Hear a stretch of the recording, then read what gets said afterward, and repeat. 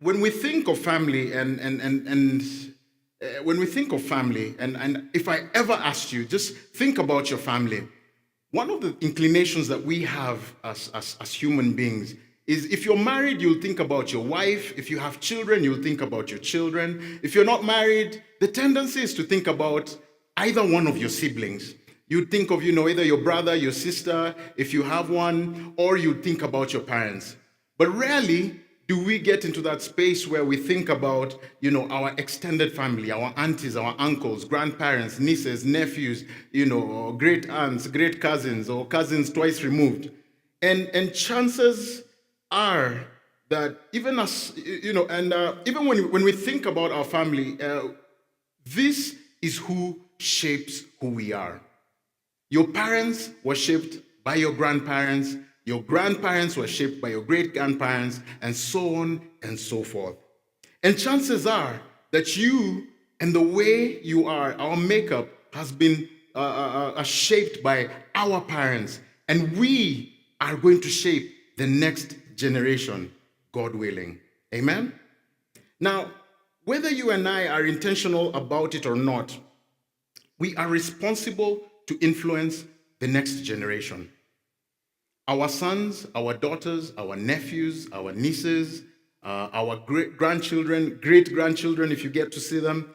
And what we need to know is that you are somebody's previous generation. Now, think about that for a minute. You are going to be a picture in someone's mind. Just like the way your grandparents or your parents are a picture in your mind. They're the SI unit of how you should go or how you shouldn't go in life. So today we're going to take a look at a remarkable story in the Bible that for me is an amazing story. It's a story that most of us know, most of us have thought about, have heard, have read, but there's more to this story than meets the eye. And the reason we're reading this is so that we can understand the power of generational parenting. Now, this story begins with somebody we all know, a gentleman by the name of Abraham. Abraham had a son. His name was Isaac. Isaac had two sons, Jacob and Esau. Jacob and Esau were twins. Now, Esau, of the two twins, actually was born like, I'm assuming everybody normally says 10 minutes before the other one. So Esau was born 10 minutes before Jacob. Now, Esau being the firstborn, there were privileges that came with being the firstborn. And being the firstborn meant that you got a double share of the inheritance when your dad passed away. It also meant that you now became the judge of the family. It meant that you had authority and you are a rule maker and a power broker within your clan. Now, Jacob had 12 sons, and his most famous son is in fact Joseph. And this is the story many of us grew up listening to, grew up talking about, grew up idolizing, and for some of us, have made this guy our mentor on the way he lived his life. Now, Joseph was his father's favorite son. Why was his father's favorite son? Because he was the son to the woman his father loved more. You see, Jacob had two wives, those Leah and those Rachel. And he loved Rachel more than he loved Leah. So Jacob was one of his favorite sons. Now, Joseph was one of his favorite sons. Now, Joseph, in life, he being a favorite son, he was pampered and loved on more than the rest. So naturally, there was this thing where the brothers did not like him, and he had 10 brothers before him, and the brothers did not like him. So one day it turns out that he was a snitch, and the father would ask him to go out into the pastures and bring a report what the brothers were doing. Most of the time they were up to no good, so they'll always get in trouble with the father. So this one day, Joseph, is sent out into the pastures, and he goes to check on his brothers. His dad tells him, go and check out what your brothers are doing. So he gets to the fields where they're supposed to be. He doesn't find them, so he goes around and looks for them, and he finds them, up to no good as usual. But you see, the brothers saw him coming from afar, and the brothers decided to, we've had enough of this guy. He's been snitching on us, his dad's favorite, and we just hate him, and it's time for us to get rid of him. So as he approaches, they kind of, pretend they were doing what they were doing, and they just pounce on him, grab him, and they say, we are going to kill him. So they toss him down into a well. One of the brothers has mercy on him and decides, you know what? Instead of killing him in this well, let's just sell him to, some slave traders. And by chance, there happens to be, a caravan of, some Arabs, slave traders who are passing by. So what they did is they sold him to them, and they took his robe and they doused it with blood, and they went to their father and told him, Father, this is the robe that we have found. It looks like Joseph's robe, and it looks like there's some animal stain and there's some of his blood. I'm sure he put up a good fight. But Joseph, your son, is dead. And his father went into mourning. His father goes into mourning. Now, this story doesn't end there. Joseph goes, on that caravan, and they make it to Egypt. And when they get to Egypt, they get to the market. And, at the market, they're auctioning, the slaves. And, they bid. And then Potiphar, who was Pharaoh's commander in the army, wins the bid and buys Joseph. And Joseph begins to serve in the house of Potiphar. Now, it's very interesting. As he serves in that house, he does an amazing job. And as he does this amazing job, Joseph, ends up, gaining favor with Potiphar. And Potiphar, just gives him more and more privileges in the house. But even as he gained favor with Potiphar, he gains favor with Potiphar's wife. And Potiphar's wife looks at him and, not too bad, not too shabby. And sometime, she approaches him, and she did this once, twice, and then said, hey, I need you for some private services. And I can just imagine how it was for Joseph. Here is Potiphar's wife. She's the most, probably very beautiful woman in the land. And he's got this temptation. And he knows, because he has access to every part of Potiphar's, life, household. He can do whatever he wants. But Joseph, being the person that he is, decides, no, I am not going to do that. Because if I do that, I will be dishonoring you, and I will be dishonoring my master and your husband, Potiphar. And above all, I will be dishonoring God. Potiphar's wife doesn't take well to the rejection. She decides, you know what? I'm going to show him. Who is he? I mean, the nerve of this guy to reject me. Can't you see all of this?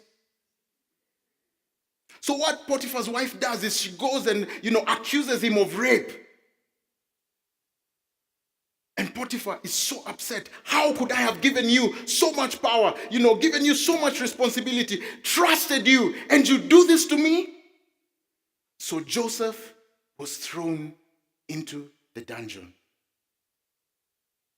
He was jailed. Now, it was bad enough that he was a slave, serving some master. It was bad enough that he was tossed in a dungeon. But being a slave and being thrown in the dungeon means there's no hope for you. There's no attorney coming to you to rescue you. I mean, you're going to wait there until probably death. But it's interesting that even as he was in this space where he was in the dungeon, Joseph trusted God and acted as if God was still with him. You know, when I read this, I think of this God as a God who actually abandoned him. So I don't understand when they say God was with him. Because if God was with him, God would have protected him from the brothers. He would have protected him from being thrown into the well. He would have protected him from being, sold by the slaves and being bought by this Potiphar. He would have prevented him, from Potiphar's wife. But guess what? It says that God was with him, even in the dungeon. So some time goes by. He gains favor with the what are they called? The dungeon police. Well, warden, that's the word. The dungeon police. I like that one better. And he gains favor, and he's given privileges here and there. But the fact is that he's still in the dungeon. So by some whatever fate, something happens in the king's house, and he gets really, really upset with some of his servants, and he decides, all of you, you're going into the dungeon, and they're all tossed in there. While in there, they have a chance to, reflect and think about life and, all these things, and they interact even with this Joseph who was in there, and this Joseph who had this amazing aura and amazing personality. And even as they interact with him, they become friends and they bond. And then sometime what happens is, they start getting dreams. Some of them nightmares, some of them dreams that, they loved. And they were seeking to understand what is the meaning of this dream. So by chance, apparently Joseph can interpret dreams. So he interprets dreams, one's dream, he tells him, hey, this is what will happen to you. Then there's this particular one, he says, in fact, I see what your dream is saying is that you will be restored to the house of Pharaoh. And you will continue being his cupbearer, like you always had been. So as he goes and becomes, the cupbearer, he's, okay, fast forward, he gets restored to the house of Pharaoh, and he goes back and, he's out of the dungeon, he's enjoying the palace and, doing serving the king and probably getting some little bakshish, from the king's table. And, his life looks like it's happening. It's getting good.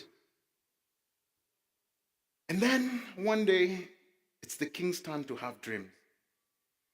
And the king has this dream, and this dream is a dream that really disturbs him.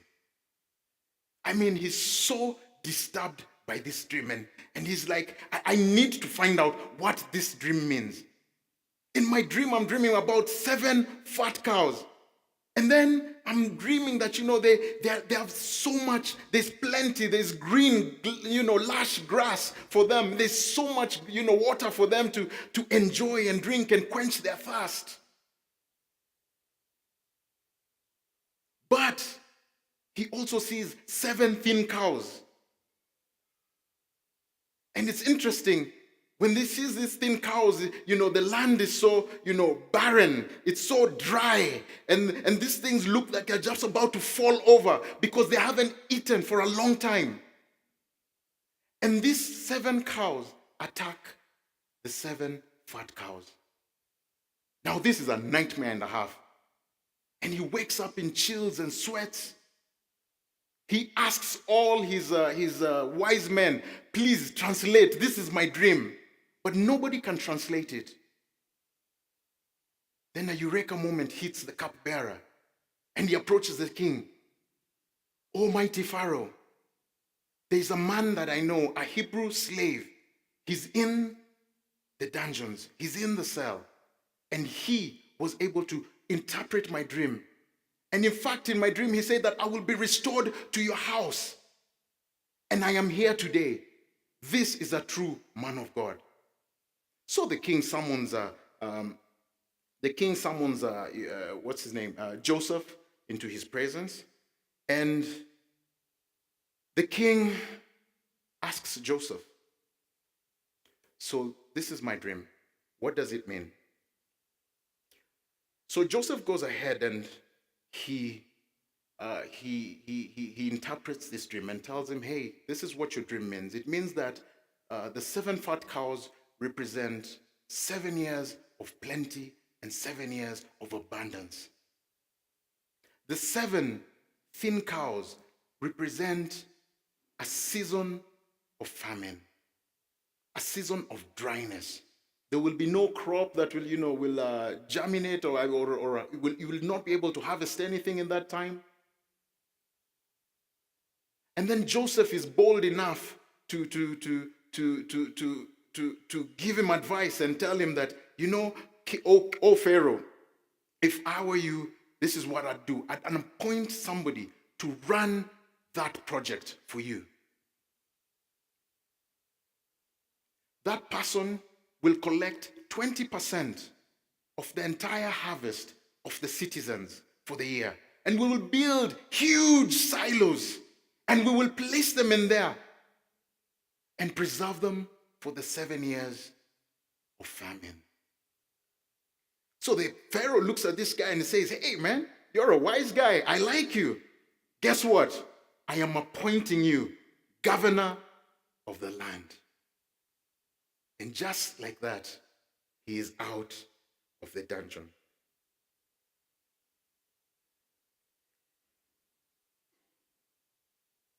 Joseph goes to work for the next 7 years. He oversees the building of the silos and storing of grain. And true to his word, there was an abnormal abundance in those 7 years. I mean, there was plenty. They harvested and harvested and harvested and built silos to put all that harvest in there. And after the 7 years, just like he had said, they started waiting for the rain, and the rain didn't come, and it was getting dry, and the famine began. Now, each family had stored for themselves a little something, so they were able, to survive for up to a certain time.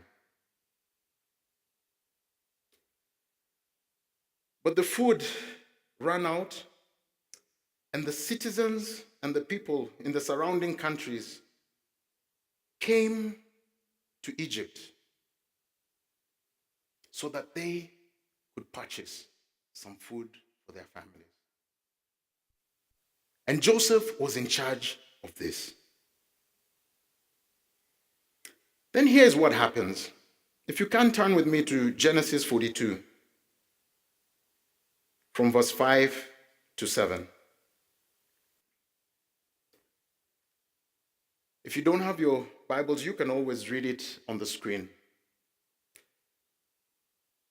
And here's what it says. It says, so Israel is Jacob's name. By this time, his name had changed. Israel's sons were among those who went to buy grain, for there was famine in the land of Canaan also. Now Joseph was the governor of the land, the person who sold grain to all its people. So when Joseph's brothers arrived, they bowed down to him with their faces to the ground. As soon as Joseph saw his brothers, he recognized them. Insert evil laugh. Now, he's 39 years old at this time, and it's been 22 years since he last saw his brothers. And there they are, before him.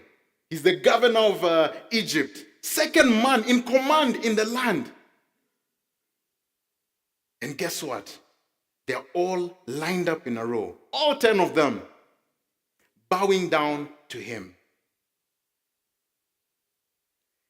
And he remembers their voices. He remembers their voices as he approached them in the fields, as they pounced on him, as they tossed him down in the well, as they sold him to the slave traders. I can imagine he could even hear the silver coins, chingling, chingling, chingling, as they were counting them and placing them in the sack, tying them to their belt. He remembers the terror of a 17-year-old brother, with 10 older brothers having his fate in their hands. Now, he didn't know what the end of the story would be like when he was 17 years old. You see, unfortunately for him, unlike us, he did not have the Old Testament. He is the Old Testament. He's the one shaping the story for us. So he doesn't know what would happen. So he had to go through all this. And now he has been presented with an opportunity. They are bowed down in front of their brother, and their fate and their destiny is in his hands. But then, interestingly, I will cut the story there. Joseph remembers something that happened to him when he was a young lad. As a child, Joseph got to experience something extraordinary. You see, his father Jacob was a twin, as I mentioned earlier. His older brother, who was born 10 minutes before him, was Esau.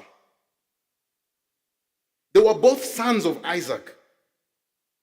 Now, the two lads had two different characters. Esau was the macho guy. You know, the hairy guy. He's the one who has the 6-pack. In fact, he had an 8-pack. Forget 6-pack. He had an 8-pack. I mean, this guy had it going on. He was a hunter and a gatherer. I mean, he would go out there, kill the animals, and bring the food home. You know, probably tossed over his shoulder, you know, and then he would just come, we got lunch. That's the kind of guy he was. Jacob was not so much like his brother. He was domesticated. He was kind of chilled. He liked the kitchen. He would cook stuff. You know, he was different. That's a good lesson for you couples. The people are different. Don't expect the same thing from your man. Anyway, but I digress. Moving on right swiftly. But he was different from his brother. You see, he wasn't like his brother, you know, going out, you know, hunting and gathering and bringing food home. He was just the kind of guy. He would stay there, you know, tend to whatever that needed to be tended around the house, you know, ensure, oh, sweep there, you know, oh, make sure you dust that, you know, and such things. So one day, while you know, Esau had gone out to hunt, Esau, you know, spent the whole day hunting in the sun. I mean, this guy hunted. He went to this pasture, he went to this side, he went into the forest. And he got unlucky. He did not get anything on that day. So he returns home and he's tired, he's hungry. You know, he's probably really upset because, you know, I am the man, you know, I need to have caught something. And brought something home. But you see, he didn't get anything. So now he just have to go and, you know, deal with the terere or the, you know, the mbogas that are there at home. No meat that day. So when he gets to the house, you know, from outside, you know, when somebody's cooking a real good meal, like last night my neighbor was cooking a real good meal. And it smelled like it had, you know, it was some nice nyamas and us were eating dengus. And I was just like, man, this is the good time to do this nyumba kumi and just visit them, you know. But anyway, you know, he smells this nice aroma and just walks towards the house, you know, and he's just like, man, something good, you know, something good is brewing in the pot. And, you know, Jacob is there, you know, stirring away, you know, he has put his whatever he had put in there, some probably leeks and celery and onions and tomatoes, and he had put a little dash of salt and a little dash of pepper, and it was just... And, you know, it was just smelling so good around. And so, you know, his brother Esau, you know, walks up to him and tells him, hey, can I have some of that? And, you know, Jacob just looks at him and he says, you know, slow your roll. You know, in his head, you know, he has already thought of some things, some very conniving things. And he tells his brother, yes, you can have some, but on one condition. You trade and swap with me your birthright for a bowl of soup. Now you remember what I told you about the firstborn. What he gets a double portion of the inheritance. So this is what Jacob was eyeing from his brother. And he finally found the perfect opportunity. So his brother says, he's probably so hungry and he needs to eat because he's been out, gone all over the place, mountains, hills, valleys, lakes, and rivers, and didn't get anything. So he comes back, he's hungry and, he's just feeling, okay. Yeah, whatever. Well, just give me a bowl of soup. And just like that, he has sold his birthright to his brother. So once he did that, Jacob kind of got some boldness and courage in him. And he decides, you know what, let me just go all the way. So him and his mom, meet up in secret and they start talking about, hey, so now I've gotten this part. So now we can do this. Sindio mommy, hey, okay, dad is getting old. His eyes is blind. And it has come for the time for him to bless us. And the blessing was like a binding covenant, binding ceremony, that almost like the will. It was almost like a will. It's binding that whoever and whatever I say according to this is what will happen. So the father Isaac, blind, he doesn't know what's going on. He just calls them up, for their blessing time. And Jacob waits for his brother Esau to be out and about, and him and the mom go in there. Now Jacob, unlike his brother, was not built, was not tough, was not hairy. So, he gets animal skin and he places it on him so that when the father feels for it, he's like, okay, yeah, this is Esau. This is not Jacob. I can imagine how rough and rugged that guy was for the father to fall for that. But anyway, he falls for it and he gives Jacob the blessing. He says, hey, this is what is going to be in your life. Double portion. You will get all this, and Jacob is just soaking it up and receiving. And he was probably in this position. Pokea, Baba, pokea. Now pokea, Baba. And he receives this. And then he steps out. Then it's Esau's turn. He comes much later from his rounds. And then he comes, sits in there. He's ready to get his blessing. And he's, probably all, confident and stuff. And he faces the father. And he says, yeah, Father, I am ready now for my blessing. And then he says, wait, this voice, it sounds like Esau. But I already blessed Esau. So, I've already given out your blessing. You will now serve your brother. This did not go all too well with Esau. And in fact, in Genesis 27:41, and we read, it says, Esau held a grudge against Jacob because of the blessing his father had given him. He said to himself, the days of mourning for my father are near. Then I will kill my brother Jacob. What this means is Esau probably spent time right there next to the father's bed. So you drop already. I need to kill this brother so that I can get what is rightfully mine.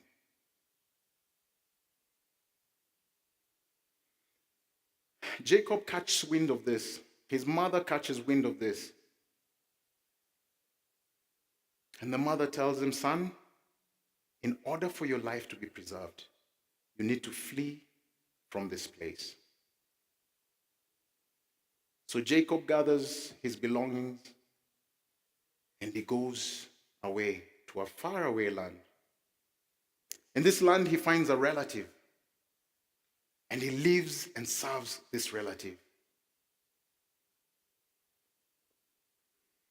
As he serves this relative, he spots one of his daughters. And he's like, how are you doing? And she says, how are you doing? And the love story begins there.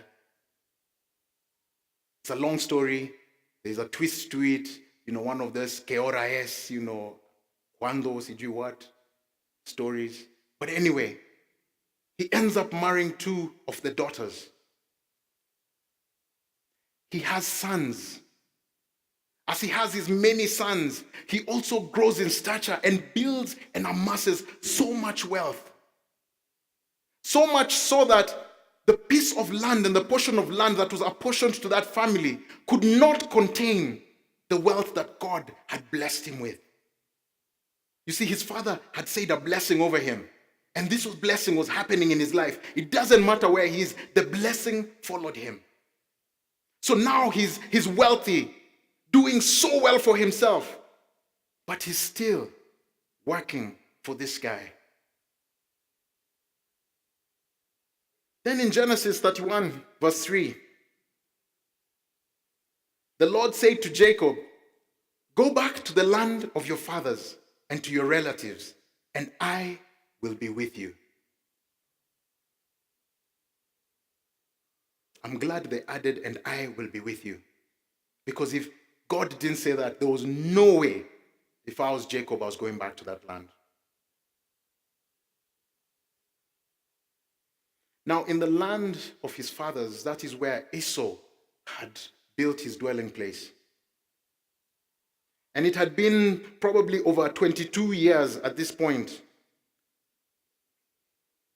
And he had been asked to return to that very land where there was a vengeful, much more stronger, more powerful person than him, waiting for him all these years for the conman that he was and the way he conned his brother. But he obeys what the Lord commands him to do. He packs up his belongings. He packs up his sons. He packs up, his wives. He packs up his servants. And they begin the journey back to the land of the fathers.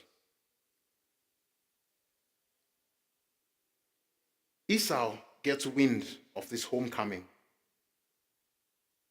And even as you read this story, it's one of those stories you just can't drop the Bible. It's like a novel. Oh, stuff is getting juicy. And in Genesis 33, verse 1, it tells us what happens when Jacob returns home. It says, Jacob looked up, and there was Esau, coming with his 400 men. So this guy goes into a panic. He divides the children among Leah, that's his first wife, and Rachel, who was Rachel's older sister, and Rachel, his favorite wife, and the two female servants. He put the female servants and their children in front, Leah and her children next. Now read. Now, now, when I read this, it was kind of interesting. I just had to stop because I've never seen this. I never even spotted this in all my years of reading this story. But the last part, and Rachel and Joseph in the rear. Of all the sons, Joseph is the only one that was mentioned. All right? So we go to verse 3. He himself went on ahead, bowed down to the ground 7 times as he approached his brother. But listen to this. But Esau ran to meet Jacob and embraced him. He threw his arms around his neck and kissed him, and they wept. Then Esau looked up and saw the women and children. "Who are these with you?" he asked. Jacob answered, "They are the children God has graciously given to your servant." Then the female servants and their children approached and bowed down to Uncle Esau. Next, Leah and her children came and bowed down to Uncle Esau. And last of all, there it is again, the only name mentioned, came Joseph and Rachel, and they bowed down. This is a story that he grew up with all his life. The story where his uncle Esau spared his father, had mercy on his father. Because probably Uncle Esau upon the return of this guy, would probably had killed Jacob, killed his sons, taken his wives for himself, and all his property for himself. But no, the story goes that your uncle Esau reconciled, granted grace and mercy, forgiveness, and they hugged, kissed, and they wept. This is the story that Joseph probably remembers as he's standing right there or sitting on his throne with his brothers lined up, all 10 of them.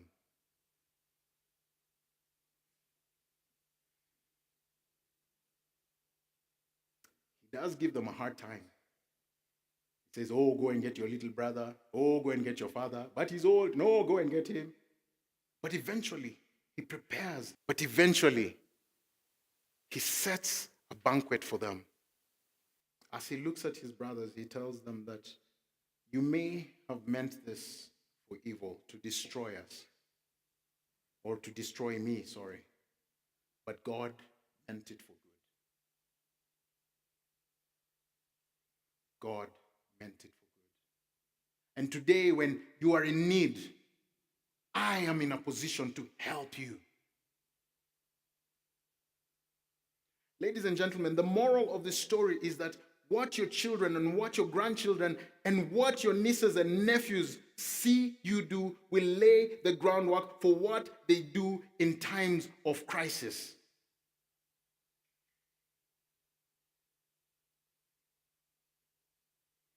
They will forget everything that you say.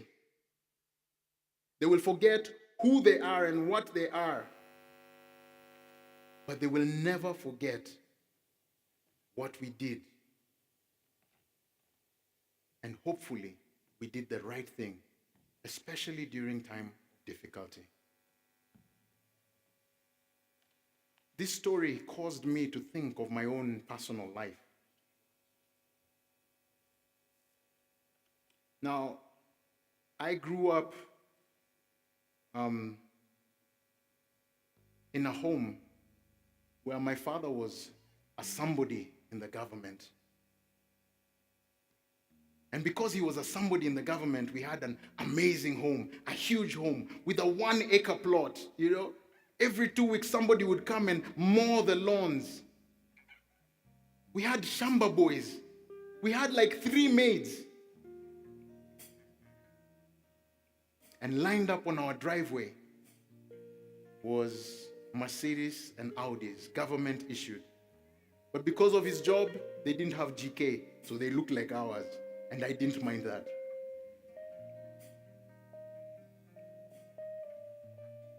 But I'll tell you something that struck me about my father.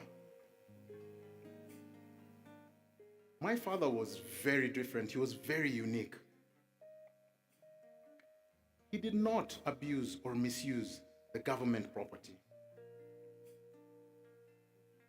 In fact, when we wanted to go somewhere, you know, we were waiting. In fact, when he told us, get out of the house, it's time to go to where? Hey, we all go, we line up at the Mercedes. Then you see him coming out on the other side. You know that old classic Volvo? You know the one with the round lights, it looks like a hunchback cuckoo. The classic, it's like from 1960 something.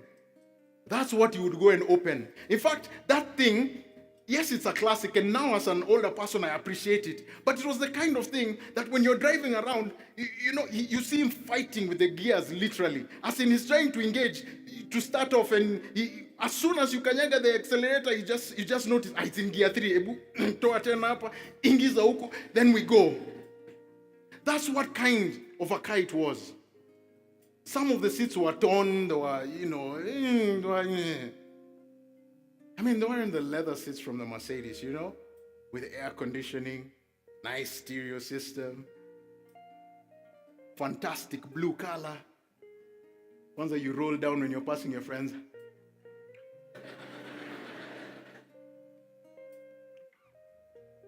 And I'll never forget, there was a day we were going to Shags. Sorry, that is our village home. Shags is village home, for those who may not know. And we're going to our village home. And my village home doesn't happen to be very far. So on the way there, in those days, they didn't have a super highway like they do now. So in those days, you go, you reach Thika. Then after Thika, they used to be cops, and they used to love this. They had a speed, spot over there. And, they would just wait. They would...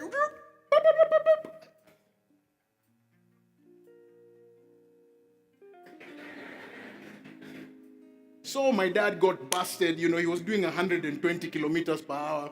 And he goes to the side. And of course, these guys are so arrogant. They come, Mzee, hey, na ulikuwa unaenda speed sana. Sasa mzee, driver's license. And they were arrogant. The other one is inspecting the car with his big gun, and it was a huge gun. So anyway, he gives them the driver's license, he looks at it, and then of course, they want to be important, so they pretend that they're, inspecting the car. And my dad just sits there calmly, and then, he looks at the name, then, sasa, mzee, hii jina ni kama tunaijua. Unafanya kazi wapi? So my dad identifies who he is. All of a sudden, he had to, yeah, sir, I found it.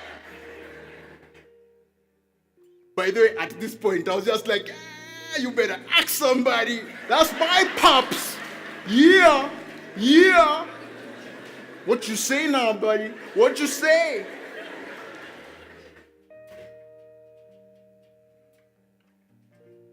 But to tell you something very interesting, my dad admitted, yes, I was doing 120. Where do I go and pay? And the guy actually went and paid. I'm like, boss, do you know who you are? I know who you are. I can even sing for you the song, I know who you are, But he went and paid. And he thanked them for doing a good job. I was totally floored by that. But I'll tell you, that has had an impact on my life. A crazy impact on my life. And the impact that it has had is that I live on the path that I'm supposed to live.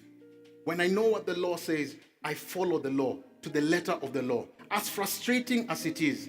In fact, I have lost 2 jobs because bosses wanted me to do something that I was not supposed to do. And I refused to do it. It caused grief because I have a family, I have a wife, I have a son then. And living in a foreign land, it's very difficult. But there was an impact it had in my life. And even to this day, I respect him and honor him for that. And I have purposed in my life, I will do the same thing for my sons. In fact, when I'm preaching, they come and listen to me. Because I want to have the same impact in their lives. This is who God has called us to be, Mavuno.